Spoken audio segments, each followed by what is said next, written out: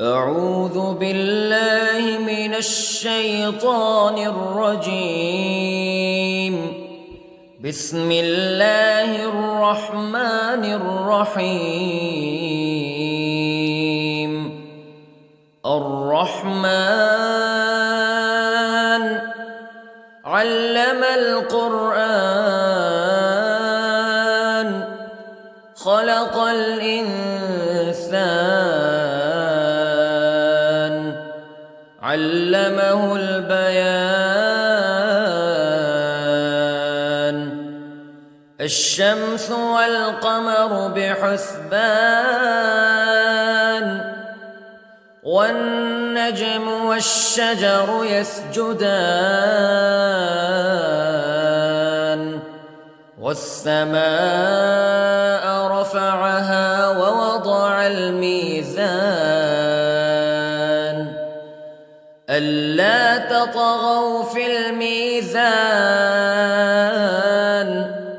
وأقيموا الوزن بالقسط ولا تخسروا الميزان. والأرض وضعها للأنام فيها فاكهة والنخل ذات الأكمام والحب ذو العصف والريحان فبأي آلاء ربكما تكذبان. خلق الإنسان من صلصال كالفخار وخلق الجان من مارج من نار فبأي آلاء ربكما تكذبان. رب المشرقين ورب المغربين فبأي آلاء ربكما تكذبان. مرج البحرين يلتقيان بينهما برزخ لا يبغيان فبأي آلاء ربكما تكذبان. يخرج منهما اللؤلؤ والمرجان فبأي آلاء ربكما تكذبان. وله الجوار المنشآت في البحر كالأعلام فبأي آلاء ربكما تكذبان. كل من عليها فان ويبقى وجه ربك ذو الجلال والإكرام فبأي آلاء ربكما تكذبان. يسأله من في السماوات والأرض كل يوم هو في شأن فبأي آلاء ربكما تكذبان. سنفرغ لكم أيها الثقلان فبأي آلاء ربكما تكذبان.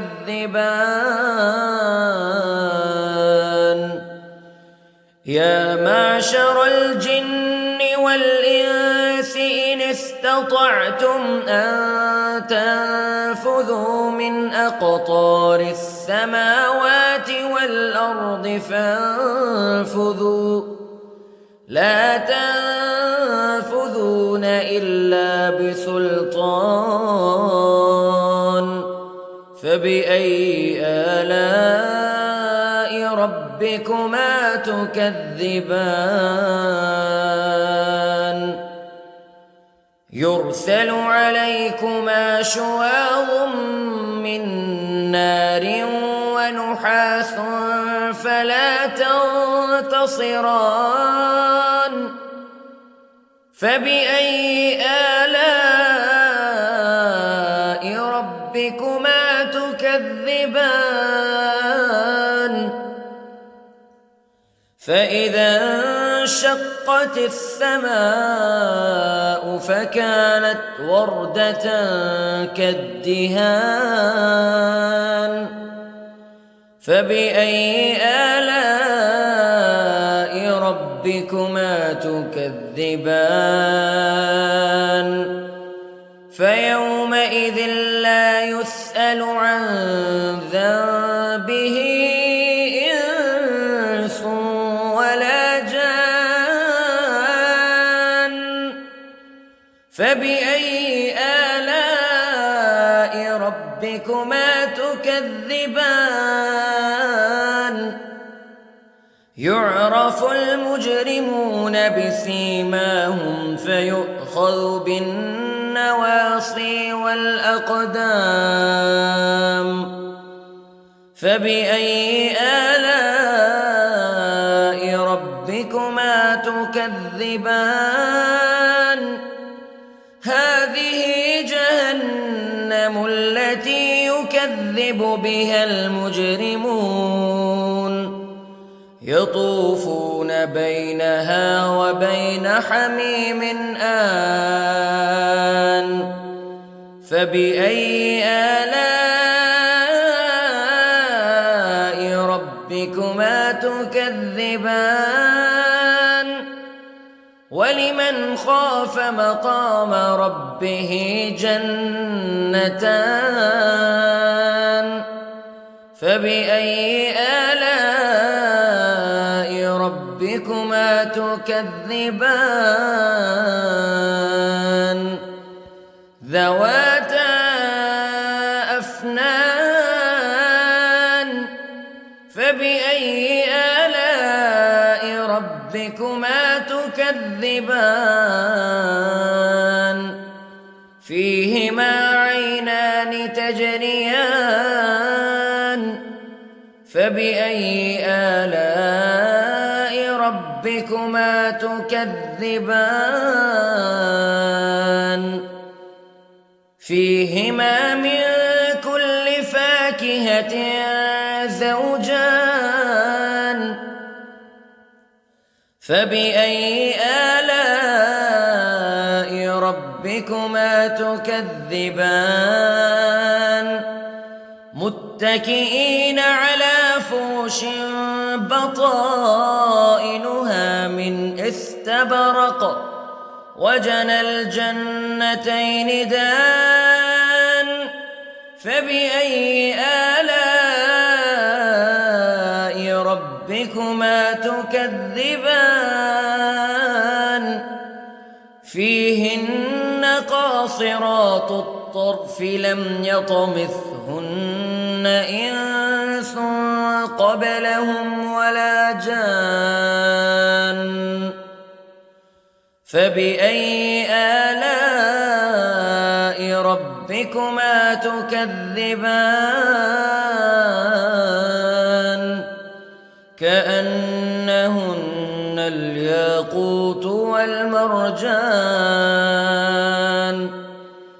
فبأي آلاء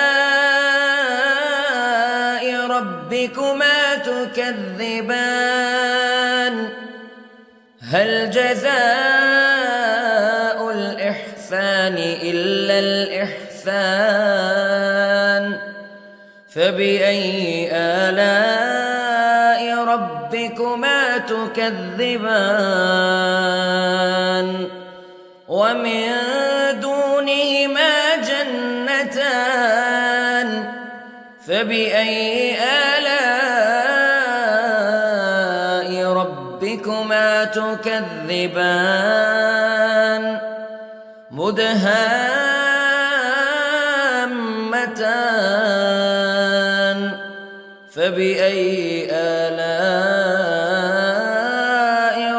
ربكما تكذبان فيهما عينان نضاختان فبأي آلاء ربكما تكذبان فيهما فاكهة ونخل ورمان فبأي آلاء ربكما تكذبان فيهن خيرات حسان فبأي آلاء ربكما تكذبان حور مقصورات في الخيام فبأي آلاء ربكما تكذبان لم يطمثهن إنس قبلهم ولا جان فبأي آلاء ربكما تكذبان متكئين على رفرف خضر وعبقري حسان فبأي آلاء ربكما تكذبان تبارك اسم ربك ذي الجلال والإكرام